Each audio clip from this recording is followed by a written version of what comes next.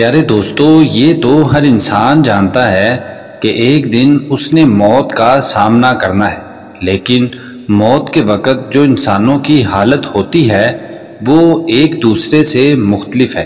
یعنی جو انسان نیک ہے اس کی موت بڑی آسانی والی اور خوبصورت ہوتی ہے، اور جو انسان گناہگار اور نافرمان ہے اس کی موت بڑی خوفناک اور اذیت والی ہے۔ تو آج کی ویڈیو میں ہم آپ کو بتائیں گے کہ ایک نیک انسان کی موت کا وقت جب آتا ہے تو اس کی حالت کس طرح کی ہوتی ہے۔ جب فرشتے اس کے پاس آتے ہیں تو فرشتوں کے چہرے کس طرح کے ہوتے ہیں، اس کی روح کس طرح قبض کی جاتی ہے اور اسے کس انداز سے آسمانوں کی طرف لے کر جایا جاتا ہے۔ ان سب باتوں کو جاننے کے لیے ویڈیو کو آخر تک ضرور دیکھیں۔ حضرت براء بن عازب رضی اللہ تعالیٰ عنہ بیان کرتے ہیں کہ ہم حضور صلی اللہ علیہ وسلم کے ساتھ ایک انصاری کا جنازہ لے کر نکلے۔ ہم قبرستان میں پہنچے تو ابھی قبر تیار ہونے میں کچھ وقت تھا، تو اس انتظار میں حضور صلی اللہ علیہ وسلم قبلہ رخ ہو کر بیٹھ گئے، اور ہم بھی آپ کے ارد گرد یوں بیٹھ گئے کہ جیسے ہمارے سروں پر پرندے بیٹھے ہوں۔ آپ صلی اللہ علیہ وسلم کے ہاتھ میں ایک لکڑی تھی جس سے آپ زمین میں کچھ کورید رہے تھے۔ اسی دوران آپ صلی اللہ علیہ وسلم کبھی آسمان کی طرف دیکھتے اور کبھی زمین پر دیکھتے۔ آپ نے 3 بار اوپر نیچے دیکھا، پھر فرمانے لگے، تم عذاب قبر سے اللہ کی پناہ طلب کرو۔ آپ صلی اللہ علیہ وسلم نے 3 بار یہ فرمایا، پھر آپ نے 3 بار یہ دعا کی، اے اللہ میں عذاب قبر سے تیری پناہ میں آتا ہوں۔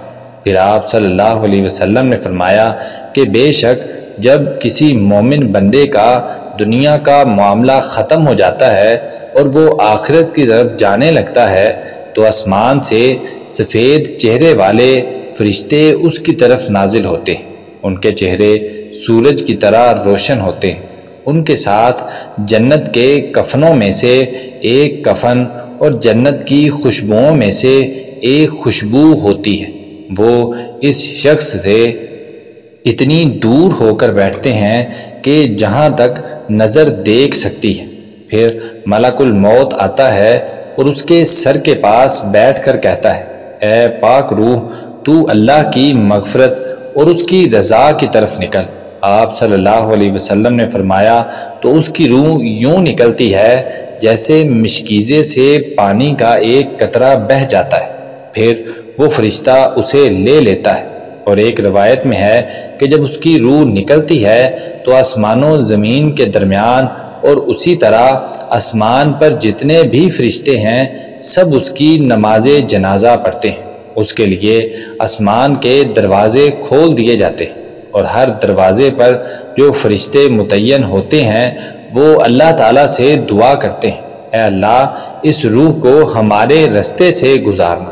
پھر ملک الموت اس کی روح کو قبض کر لیتا ہے تو وہ فرشتے جو اس کے لیے جنت سے کفن اور خوشبو لے کر آئے ہوتے ہیں وہ دور سے پلک جھپکتے ہی اس کے پاس آ جاتے ہیں اور ملک الموت سے اس کی روح کو لے لیتے ہیں اور اسے جنت کے کفن اور خوشبو میں لپیٹ دیتے ہیں، اور پھر اس کی روح سے زمین پر پائی جانے والی سب سے اچھی کستوری کی خوشبو نکلتی ہے۔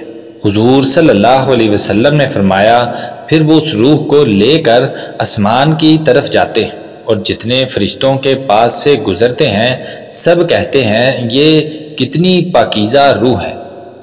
پھر جب فرشتے اسے لے کر پہلے آسمان پر پہنچتے ہیں تو اس کے لیے آسمان کا دروازہ کھول دیا جاتا ہے۔